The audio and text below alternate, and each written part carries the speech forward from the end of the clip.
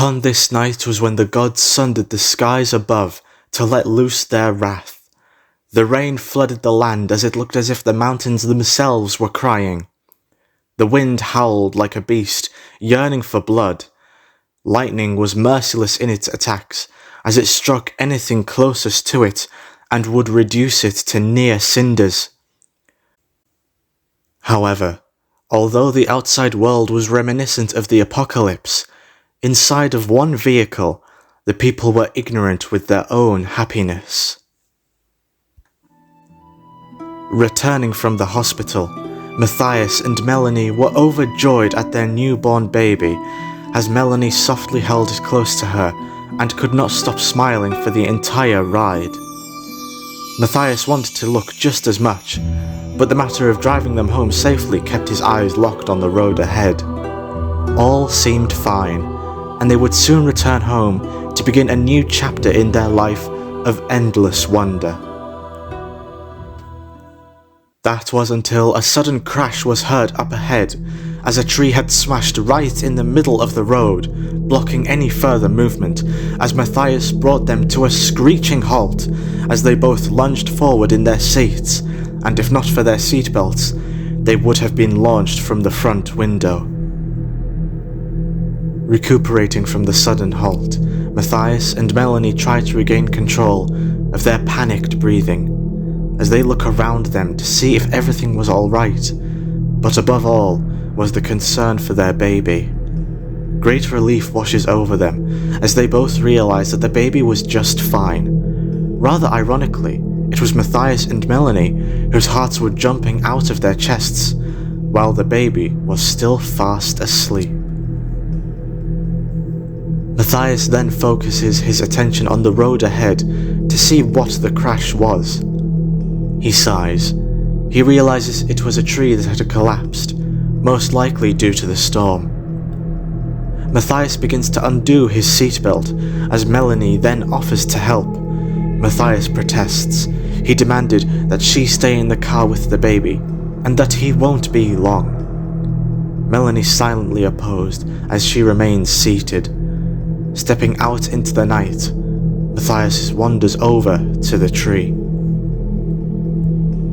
Observing it closely, Matthias tries to analyze the best way on how to proceed ahead, trying to see where he could grab the tree and attempt to move it to the side, when suddenly, something catches his attention. From the corner of his eye, it was barely noticeable, and in any other situation, perhaps Matthias would have paid it no mind. But with so much racing in his mind, he quickly turned to see what it was in his peripheral. When his eyes adjusted to the darkness, it appeared as if someone was standing there.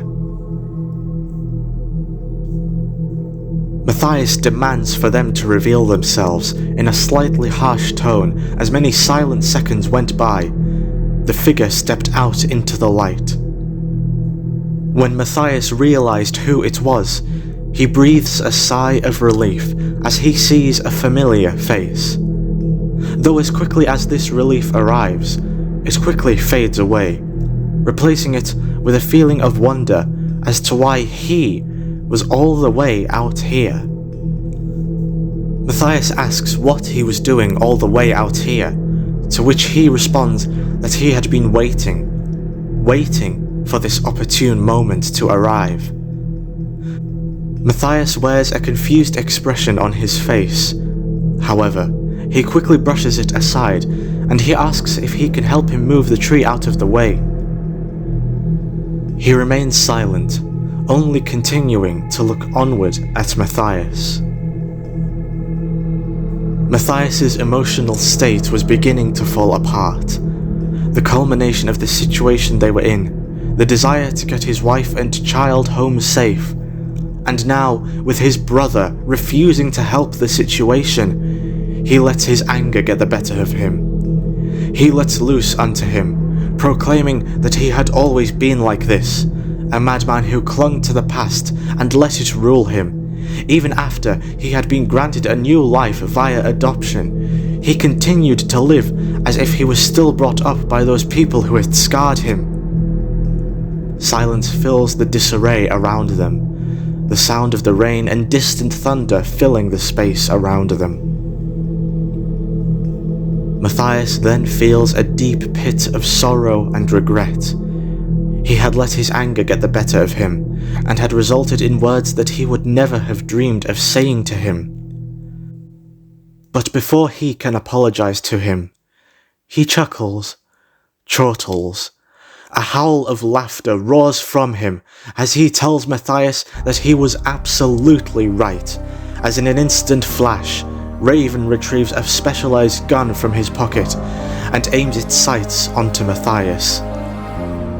He too lets loose all of his untamed rage as he explodes with the promise that no one will ever know what transpired this night, and that once he was in his seat of power, he will scorch this god-forsaken rock they both stand upon, and how every citizen will bleed on the streets he had built.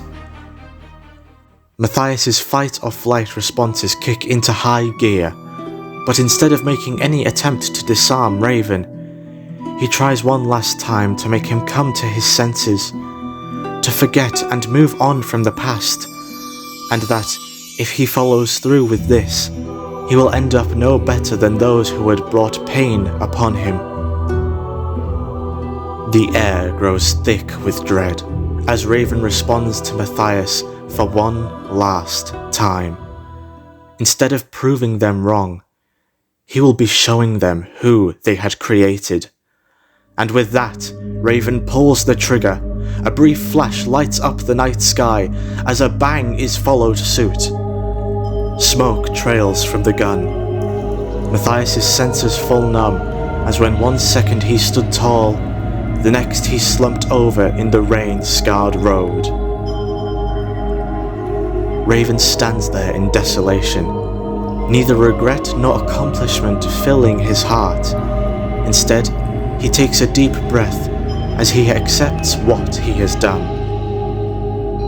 But just as quickly as he did, a loud shriek was heard coming from beside him. Raven turned to see who it was, and quickly realized it was none other than Melanie, herself shocked at the sight that lay before her.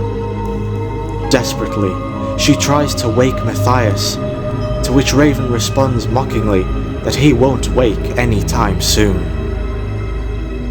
Melanie snaps back at him, ordering him to keep quiet, and how he was a good-for-nothing monster, as she broke down before him, unable to distinguish what was rain or the tears flowing down her face. Raven chortled again, as Melanie looked upward to see what he was laughing at. When she did, she felt numb and cold, as she fell toward the ground, her body atop Matthias's. And with that, the deed was done. An eerie silence hung in the air, which was quickly interrupted from the cackle that Raven bellowed out into the night, the thunder and lightning seemingly joining in with him, as the future of not just Malachi Industries, but the future of the planet and its inhabitants was changed forever.